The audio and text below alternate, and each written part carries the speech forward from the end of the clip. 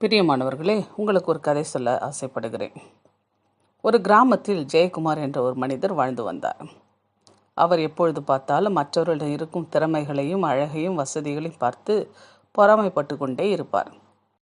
அவரால் எவ்வளோ நல்லா பேச முடியுது, அவங்ககிட்ட எவ்வளோ பணம் இருக்குது, என்னிடம் அப்படி எதுவுமே இல்லையே, நான் ஒரு சாதாரண உதவாக்கிற என்று அவர் புலம்பிக் கொண்டே இருப்பார். இதனால் அவர் எப்பொழுதும் கவலையுடனும் முகவாட்டத்துடன் காணப்படுவார். ஒரு நாள் அந்த கிராமத்துக்கு ஒரு ஞானி வந்தார். ஜெயக்குமார் அவரிடம் சென்று தன் மனக்குறையை கொட்டினார். சுவாமி, இந்த உலகத்தில் எல்லாரும் ஏதோ ஒரு விஷயத்தில் விசேஷமானவர்களாக இருக்கிறார்கள். ஆனால் என்னிடம் எந்த ஒரு விசேஷ திறமையும் இல்லை.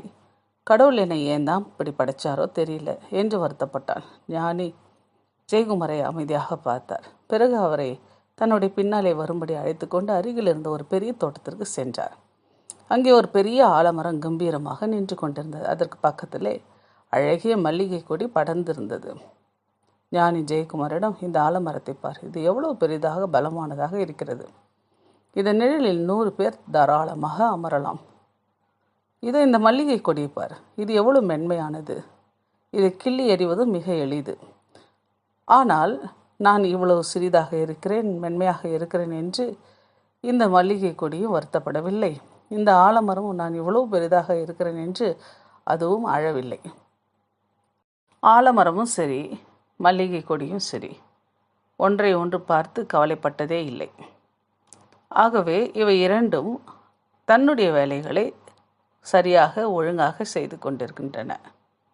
இதை கேட்டவுடன் ஜெயக்குமார் ஞானியை பார்த்து, உண்மைதான், எனக்கும் ஒரு விசேஷித்த தன்மையை கடவுள் கொடுத்திருக்கிறார். அதனால் நான் மற்றவர்களை பார்த்து முறுமுறுக்கவோ அவர்களை பார்த்து பொறாமைப்படவோ கூடாது என்று அவன் நினைத்தான். அன்று முதல் அந்த ஜெயக்குமார் ஞானி சுட்டி காட்டிய அந்த உதாரணத்தை மனதில் கொண்டு கிராமத்தில் யாருக்கு உடம்பு சரியில்லையோ அவர்களுக்கு ஓடி போய் உதவி செய்தான். அந்த உதவி செய்கிற நல்ல குணம் தன்னிடம் இருப்பதை அவன் உணர்ந்து கொண்டான். எல்லோருக்கும் ஓடி ஓடி உதவி செய்தான். அதனால் அவன் வாழ்க்கை மகிழ்ச்சியாக மாறிவிட்டது. அருமையானவர்களே, ஏதோ ஒரு வகையில் நாம் அனைவருமே தனிப்பட்ட விதத்தில் விசேஷமானவர்கள். நாம் ஒவ்வொருவருமே ஏதாவது ஒரு தனித்துவத்தை பெற்றவர்களாகத்தான் காணப்படுகிறோம். இறைவன் அப்படிதான் மனிதனை படைத்திருக்கிறார். அப்படி இருக்கும் பொழுது நாம் நம்மை தரக்குறைவாக எண்ணாமல் நம்மிடம் உள்ளதை மற்றவர்களுக்கு பிரயோஜனப்பட நாம் வாழ வேண்டும். நம்மிடம் உள்ள நல்ல குணங்களை வெளிக்கொணர்ந்து மற்றவர்களுக்கு பயன்படும்படி நாம் செயல்பட வேண்டும். மத்தேயு 6ஆம் அதிகாரத்தில் இப்படியாக நாம் பார்க்கிறோம். கவலைப்படுகிறதுனால உங்களில் எவன் தன் சரீர அளவோடு ஒரு முழத்தை கூட்டுவான்? எதற்காக நாம் கவலைப்படக்கூடாது என்று கடவுள் கூறியிருக்கிறார். வானத்து பட்சிகளும் மலர்களும் அவை தன்னுடைய காரியங்களிலே கவனமாய் செயல்படுகிறது.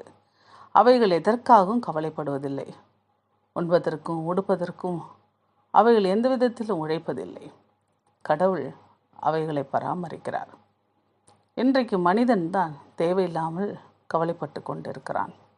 அன்றென்ற நாளுக்குரிய பாடுகள் அவனுக்கு போதுமானதாக இருக்கிறது. அதை உணர்ந்து கொண்டு ஒவ்வொரு நாளும் தன்னுடைய வாழ்க்கையில் சந்தோஷமாக இருக்க பழகி கொள்ள வேண்டும்.